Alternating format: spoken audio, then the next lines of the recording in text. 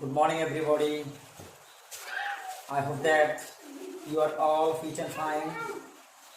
I am also well by the grace of Almighty Allah.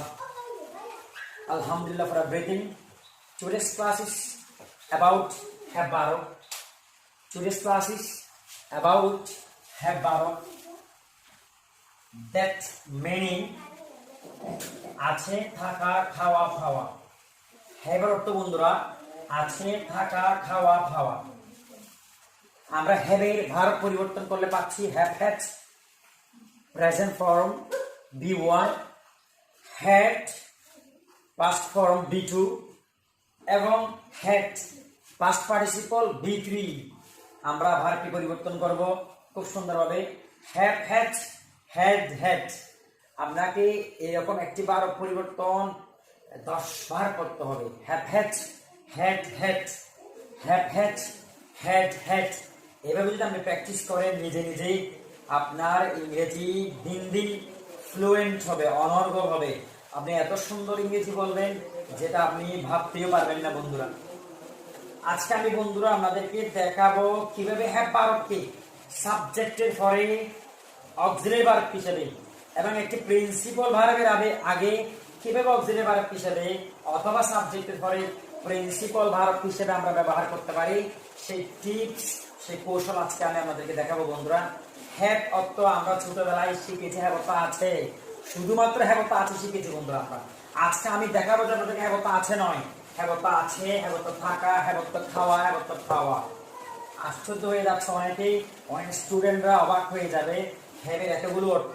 আমরা have অর্থ শিখেছি শুধুমাত্র আই হ্যাভ আমার আছে, আই হ্যাভ এ ডল আমার একটি পুতুল আছে, আই হ্যাভ এ কার আমার একটি গাড়ি আছে, আই হ্যাভ এ পেন আমার একটি কলম আছে, আমার একটি লাল কলম আছে, I have a red pen আমার একটি কালো কলম আছে, I have a black pen আমার একটি ডাস্টার আছে, আই হ্যাভ এ ডাস্টার আমার হাতে একটি ডাস্টার আছে, I have a duster in my hand. Hello বন্ধুরা, আসলে এত চমৎকার হ্যাভের ব্যবহার। আমরা শুধুমাত্র হ্যাভকে প্রেজেন্ট টেন্সে নয়, প্রেজেন্ট ইনডিফিনিট টেন্সে, পাস্ট ইনডিফিনিট টেন্সে, প্রেজেন্ট পারফেক্ট টেন্সে, পাস্ট পারফেক্ট টেন্সে, প্রেজেন্ট পারফেক্ট কন্টিনিউয়াস টেন্সে, পাস্ট পারফেক্ট কন্টিনিউয়াস টেন্সে এবং আমরা একই সাথে পেসিভ ভয়েসেও এই হ্যাভ ভার্ব, হ্যাজ ভার্বগুলো ব্যবহার করতে পারি বন্ধুরা। আমাদেরকে আগে এর গভীরে যেতে হবে।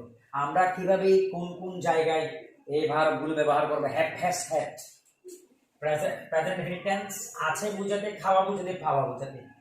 পাস্ট ইনডিফিনিট টেন্স ছিল বুঝাতে, ফেলো বুঝাতে, খেয়েছিল বুঝাতে। Have has plus BPP B3 বসালে বলবেন যে খেয়েছে পেয়েছে। ফার্স্ট পারফেক্ট টেন্স বন্ধু, পিপি মানে ফার্স্ট পারফেক্ট টেন্স, সংক্ষেপে লিখছি বন্ধুরা। হ্যাড প্লাস বিপিপি B3 থাকলে খেয়েছিল পেয়েছিল, পিপি মানে ফার্স্ট পারফেক্ট টেন্স বন্ধুরা। সেই হিসাবে আমরা কয়েকটি বাক্য নোট করে রেখেছি বোঝার সুবিধার্থে। আমার আছে আই হ্যাড, তার আছে হি হ্যাজ, আমার ছিল আই হ্যাড, তার ছিল হি হ্যাড। আমি খাই আই হ্যাড, সে খায় হি হ্যাজ। আমি পেয়েছি আই হ্যাভ হ্যাড, আমি খেয়েছি আই হ্যাভ হ্যাড, আমি পেয়েছিলাম আই হ্যাড হ্যাড অথবা আই হ্যাড বন্ধুরা। আই হ্যাভ হ্যাড অথবা আই হ্যাড দুটি একই ভার্ব দেখা যাচ্ছে, অক্সিলারি ভার্ব অথবা প্রিন্সিপাল ভার্ব। আমরা একটি ব্যবহার করতে পারবো আলোচনার সুবিধার্থে, বলার সুবিধার্থে। গ্রামাটিক্যাল যেটা আমাদেরকে দেখায়, গ্রামাটিক্যালি যেটা আমরা বুঝতে পেরেছি সেটা আমাদেরকে প্রয়োগ করতে হবে। আমরা এখানে দুইটা প্রয়োগ না করে বন্ধুরা একটাই প্রয়োগ করবো। আই হ্যাড আমি পেয়েছিলাম অথবা আই হ্যাড হ্যাড আমি পেয়েছিলাম। এখন যদি বন্ধুরা কেউ বলে যে আমি GPA 5 পেয়েছি, I have had GPA 5, I have had GPA 5, আমি GPA 5 পেয়েছি। আমি GPA 5 পেয়েছিলাম গত বছর, তাহলে I have had GPA 5 last year. আমি GPA 5 পেয়েছিলাম, I had GPA 5 last year অথবা I had GPA 5 last year. একটা হ্যাড ব্যবহার করতে হবে বন্ধুরা।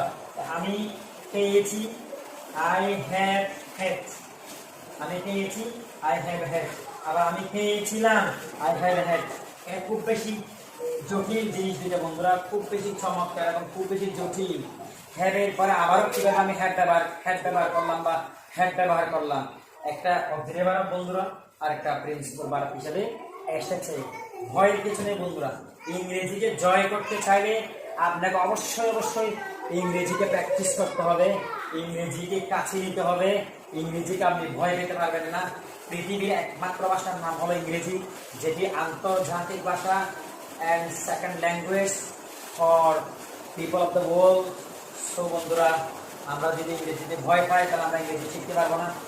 অনেক শিক্ষার্থী রয়েছে, অনেক শুভাকাঙ্ক্ষী রয়েছে যারা ইংরেজিকে জয় করতে ভয় পায়, কিন্তু মনের মধ্যে ইংরেজি শেখার জন্য অনেক আকাঙ্ক্ষা রয়েছে, ইচ্ছা রয়েছে। বন্ধুরা, আজকে প্র্যাকটিস শুরু করে দেন। আপনাকে প্রত্যেক দিন 2-1 মিনিট ইংরেজি বলতে হবে এবং 30 মিনিট, কমপক্ষে 30 মিনিট এরকম বাক্য তৈরি করে আপনাকে প্রতিদিন প্র্যাকটিস করতে হবে। আশা করি ইংরেজি আপনার কাছে খুবই সহজ হিসেবে আসবে। ধন্যবাদ বন্ধুরা। If you like this video, please like, comment and share. See you in my next video. Stay with me. Till then, Allah Hafiz.